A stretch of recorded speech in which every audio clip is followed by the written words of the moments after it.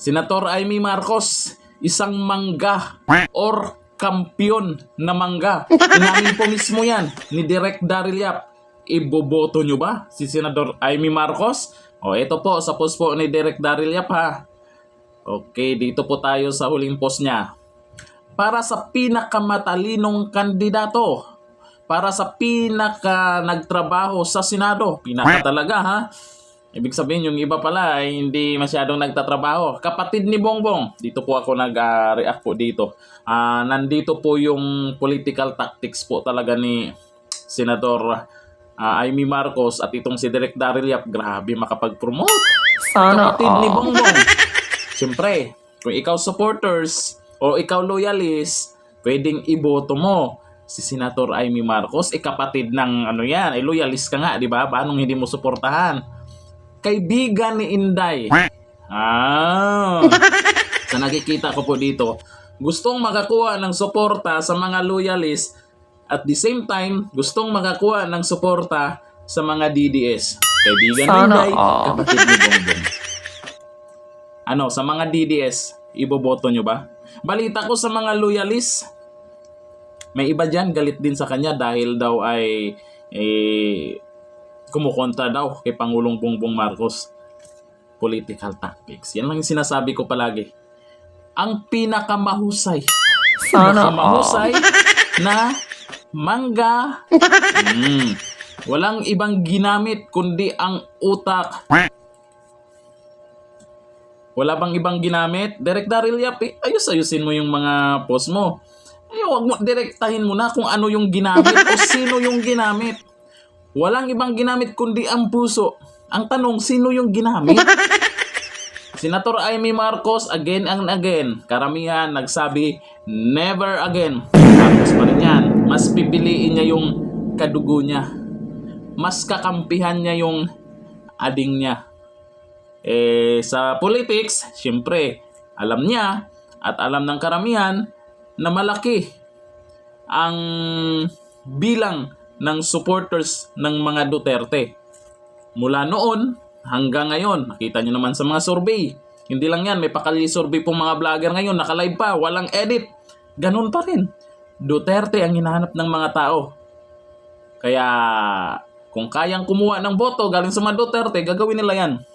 Ito po tungkol sa mangga. Basahin natin tong tungkol sa mangga ha. Ito si Direk Daryl Yap.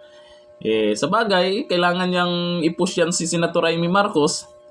Ito, ang inamin po niya dito. Opo, mangga. Siya naman talaga ay kampiyon ng mangga. Sabi yan ni Direk Daryl Yap. Mangga. Kampiyon ng mga manggagawa. Di nga.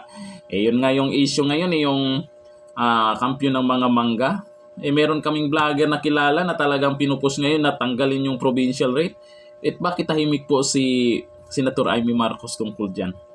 Diba dapat kung kampiyon siya ng mga manggagawa at magsasaka daw, nangunguna yan siya kung ano yung ikakabuti ng manggagawa.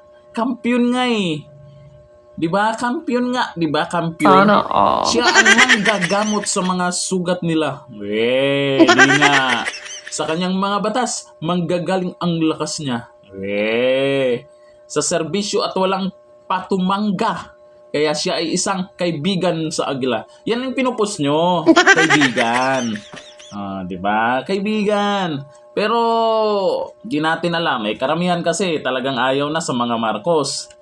Pinipilit, kaibigan naman ni, Duterte yan. Direktahin mo na, Direk Daryl Yap. Kung mag-promote kayo, direktahin nyo. Sabihin nyo na, kaibigan ni Inday to.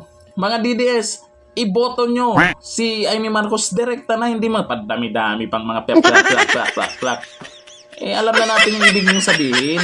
Sabihin nyo na ng direkta na kailangan nyo ng boto galing sa mga Duterte. Diba? Hindi siya ang manggagamit. Hindi raw. Di nga. Diba? Hugas kamay agad. Sa kanya ang linya na kung ang puno ay siya rin ang bunga. Matagal nang hinog, matagal nang ginintuan. Ang manggang sa simula pa'y luntian. Jesus talaga, pinaganda talaga. At gaya ng mangga. Matamis, masustansya si Senator Marcos at laging pambansa. Opo, mangga. Magaling. Porket may galing ka talagang ganyan, gumawa ng mga ganyan na Direk Daryl Yap. Pero direktahin nyo kung ano yung gusto nyo mangyari. Dito sa mga post nyo kasi sa nakikita ko, gusto nyo ng suporta galing talaga sa mga Marcos. Hindi nyo na kailangan ipagdiinan na, ay kailangan namin ng suporta ng mga loyalist. Marcos na yan eh. Pero may mga ibang loyalist na ayaw na rin dito kay Amy Marcos kasi nga nakikitang pumapabor minsan sa mga Duterte. Pero sa mga DDS karamihan, nakikita po natin ay kahit sa mismong followers mo, Direk Daryl Yap, mismong mga supporters mo, Direk Daryl Yap, ayaw dyan kay Senator Amy Marcos. Yung iba, loyalist, ayaw dahil napunta ay sinuportahan yung Duterte. Yung mga DDS naman, karamihan, ayaw din sa kanya dahil mangga daw, mangga. Mangga? Ano kayong mangga yon? Kaya bandang huli, baka yan yung dahilan, Direk Daryl Yap. Yung pagiging independent kuno. O, di ba? Independent daw siya. Tatayong mag-isa. O, anong nangyari ngayon? Baka yan yung maging dahilan kaya bababa yung boto niyan. Baka magiging negative ang resulta niyan nang dahil sa ganyang tactics niya. Maganda naman yung mga ganyang tactics para kunwari kampi ka magkabilaan para makakuha ka ng boto. Okay naman yan. Pero hindi sa lahat ng bagay, sa lahat ng oras, maging maganda ang resulta niyan. Kagaya ngayon. O, di ba? Sige. Iboboto nyo ba? Itong si Amy Marcos, isang mangga. Ayun yan, kay Direk Daryl Yap. Mangga. Kapatid ni Bongbong. Kaibigan daw ni Inday. Comment tayo dyan. Hanggang dito na lang. Thank you.